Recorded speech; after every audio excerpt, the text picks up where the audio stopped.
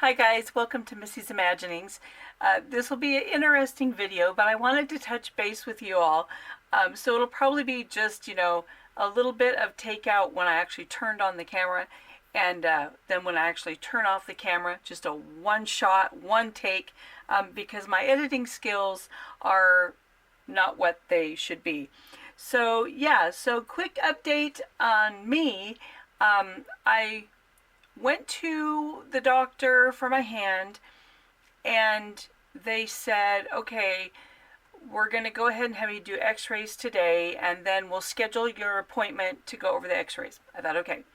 So they did that, and then the next day or 2 days or whatever, they called before the scheduled appointment, and they said, well, actually, we want an MRI. Okay, so then I had to schedule that, which of course was scheduled out again. So then I had to wait and wait. Then I did the MRI, and then after the MRI, they had to schedule out to meet with the doctor to go over the results of the x-ray and the MRI. So I had to wait again. So then I went to that appointment, and it turns out that I have damaged, strained tendons in the cluster that is right here for my right hand. So of course I'm right-handed, and so that's a joy.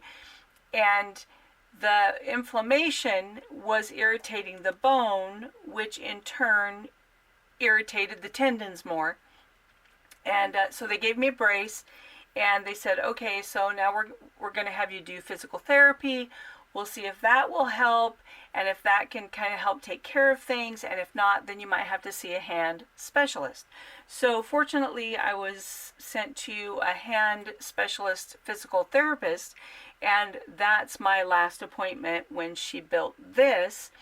And so the goal is to just immobilize this, because the brace I was originally given left my fingers free, and so in trying to stiffen my hand but go ahead and use my hand and keep the wrist straight was adding more damage, because my fingers were overcompensating the tendons in my wrist. So that brace wasn't good enough, so then I had to go to this one. So now the tips of my fingers can wiggle and my thumb can wiggle, but I can't put anything in my hand now.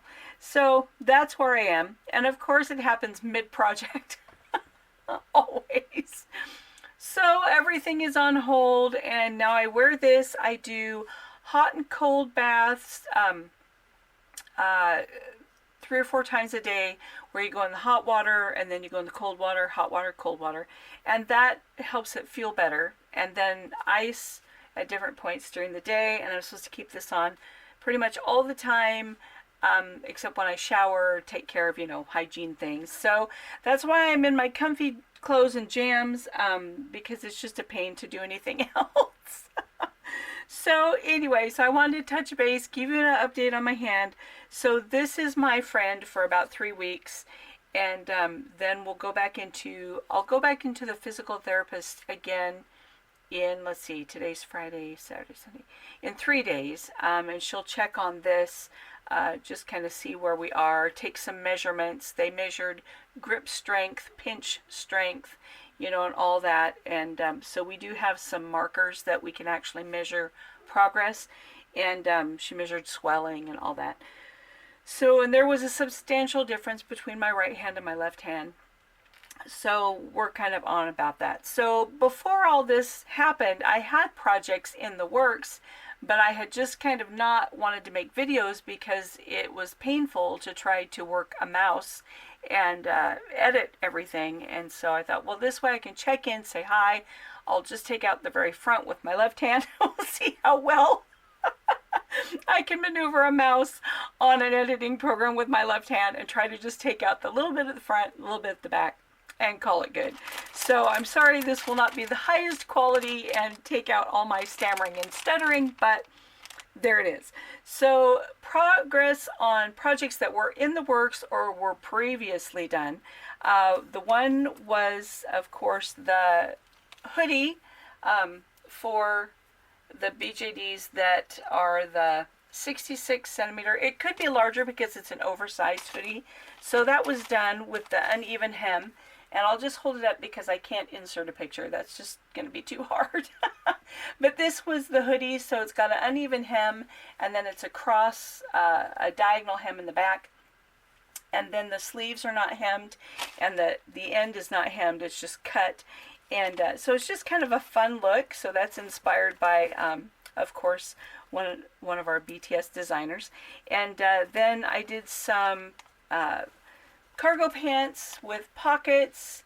So, and some of these, I don't even remember. I'll have to take a look. I don't remember which patterns are posted, but these were all kind of in mid-work with prototypes. And so we'll see if some of them are ready, I can post them, but if not, I can't draw them out yet. So anyway, they're coming. So if they're not on there, they're coming. There's the hoodie, the cargo pants with the elasticized waist and ankles and lots of pockets. These also have inset pockets besides the patch pockets on the legs. There's the inset pockets in the front. There's 2 pockets on each leg, and then the hammer hook or loop on the leg there that you can place kind of wherever you want depending on your taste. So those are done. Then I did a wig for the chocolate with the SD head, and it's an 8-inch head. And so I just, instead of doing the full piece in the center, I just split the center pieces so that it's white and pink.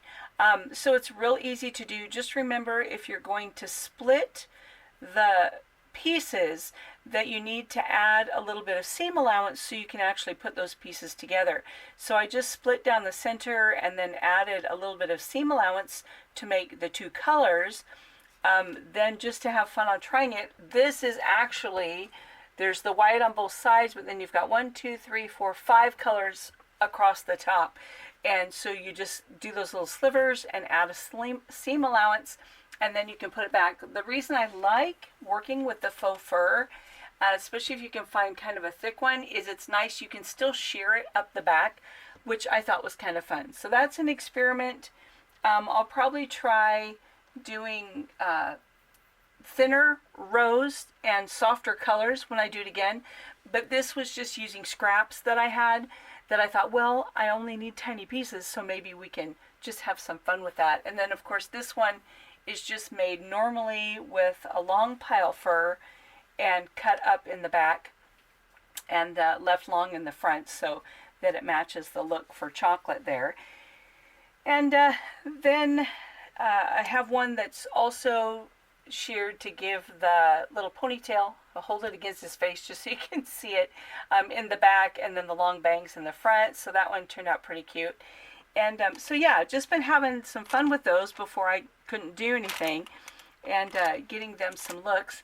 I'm very excited because when I was in the midst of a lot of retail therapy, I ordered chocolate in this size, and then I also ordered the chocolate head, and then I ordered the honey head. They're all from BJD Gravity, and I just got notification yesterday that my cookie head has been shipped, and so I'm anxious for him to arrive. So I won't be able to paint him or anything for a while, but I'll just be glad when he's safely here. And knowing that I had him coming and that I would have the 3, I wanted to do a performance piece again. And I had I'd been working on a pattern that I actually ordered a set from someone on eBay for pants that had this kind of a top, but I had seen it quite a while ago, and then I thought I wanted to do some more research on it while I was making a pattern for it. And I had asked in a couple of groups, and they're the paper bag waist, which has, the waist is fitted, but then it has a ruffled or pleated top at the top edge, and then it's tied with the traditional Korean tie in 2 spots. So the belt comes around the back and then ties with ties that are on the front. And so I had fun doing that, but of course there's going to be a jacket that will go with this that I can't work on now. I had gotten it cut out, but I can't put it together. So he stuck with just the top and the pants. What I did was just for fun, because like I say, I wanted it to be a performance piece. So I had some flame fabric that the flames were small enough that the scale was what I considered to be spot on. And so I used the flames at the bottom of the pants, and it's at an angle, so it's color blocked. Then we'll swing him around here, and then it's color blocked in the back as well. So the flames go all the way around the bottom of the pants. And then on the shirt, it's kind of easier to see here on the back. It's just a chiffon black shirt, and then I used black bias tape to go around the curves of the neck and the sleeves to take care of those edge lines. Oh, let's see. I don't know if I can do this one. There we go. And then I took, on the jacket, it will have 3-tone sleeves. So it will have black at the shoulder, and then at the wrist with black, or flames at the shoulder and the wrist with black in the middle. It'll have flames on the collar, flames up across the top, and then when it comes down, it'll just be black. And I had just a little tiny bit of that flame fabric left, and I thought, well, what am I going to do with that? Should I just pitch it? Because it was just these little blocks, and one was folded, and I thought, wait a minute, what if I do a chiffon undershirt to go under the coat, but then take that leftover flame and just applique it onto the chiffon? Because when they perform, they never wear anything that's just a sheet of sheer. You know, there's always lines or some design that goes through it, so they're just tees in the fans. So I thought, okay, well, I'll just take those flames and applique them onto the chiffon, and so that way it just gives that little modesty color, but it still looks kind of cool. So I had fun with that, and yeah, so I like the way the pants turned out. They're snug when you pull them all the way up, because there's not a lot of play, and there's no zipper, but there's enough that you can get them up, and then you cinch them with the ties and the belt. So it worked out. I really like it. I can't really do a picture and do a close-up right now, but hopefully the lighting will be good enough. I wonder if I open my blinds. It might blind you guys. I'm not sure. Let's look. We'll let in a little more light, see if it helps. Kind of blinds me, but anyway, we'll see if that turns out better. I won't know until I actually watch what I filmed. But so yeah, and so there's a couple pleats in the back that are open up at the top of the pleat on the waistline, and you can see how that does a scoop in the back, which I just had fun with the design. And so I had those done, and then I have some black boots just to go underneath, just to simplify it and make it streamlined. So yeah, so that's in the midst. The jacket will be long, or the coat will be a long coat. And like I say, it'll have flames at the top, the collar, the shoulders, and then at the wrists of the sleeves. And I think the rest is black, I think. Let me look at my pieces over here. I think that's accurate. So, but I got to put it together. And then it'll have a belt as well, a belt tie on that. So that's what kind of I had in progress. When this situation kind of rights itself. Oh, now I am being blinded. Sorry. Like I say, I can't take any of this out. So there, you'll see me blink for a minute.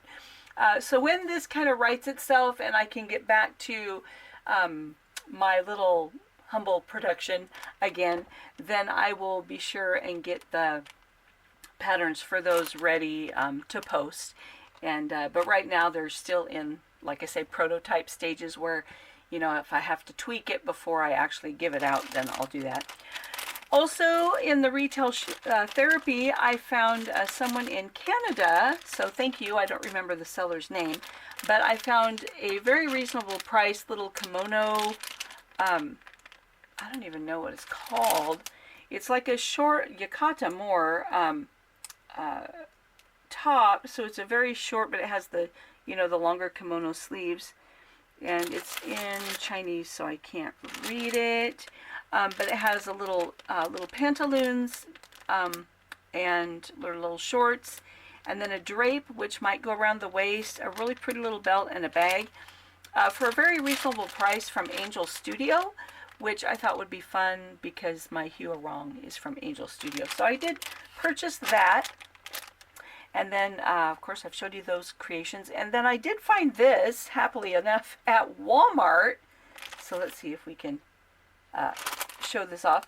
And it's just a little decoration, like a home decor item. It's a little bicycle. But it's almost perfect for the 39 centimeter. And the kickstand doesn't go up, so I don't know that you'd really want them to ride around. But the wheels actually turn, and let's see if I can lift up the part. And the pedals work with a chain to make the back wheel actually work, which is kind of fun. So I just thought, because it was actually a working mechanism, I thought, oh, I can't pass that up. And so I found that at Walmart in the aisle with like the frames, you know, and little succulent planters and a few clocks and stuff in there. And I thought it was really cute, so I snagged that. And so yeah, and then I bought a bunch of shoes. So I have some shoes coming for this outfit. I have some, I don't know if I can say the brand name without getting in trouble, but they're red, white, and black high tops with a swoosh. I don't know if that word is copyrighted. So I thought it would look cool with the outfit, but I'm not sure about the white, so I may end up just keeping it with the black boots. I don't know. But anyway, so that's my progress. Just wanted to check in with you guys, let you know where we are with all this stuff, and when I can get to it. Some of these patterns that I've been working on, we'll get them ready and get them on the website. And until then, happy sewing with what's on there. Just if you want to send a happy smile my way, maybe in the comments or on my Facebook page, Missy's Imaginings on Facebook, or Instagram. I don't know, you can message me over and let me know what you've been sewing, especially if there are any of my patterns. If you've had fun with those, I hope they're working for you. And I don't know, pop in a picture there and show me what you're sewing. So until we meet again, I will be elevating, icing, and bathing my arm. And then we'll check in and let you know when I have news to share. So until then, happy sewing. Bye.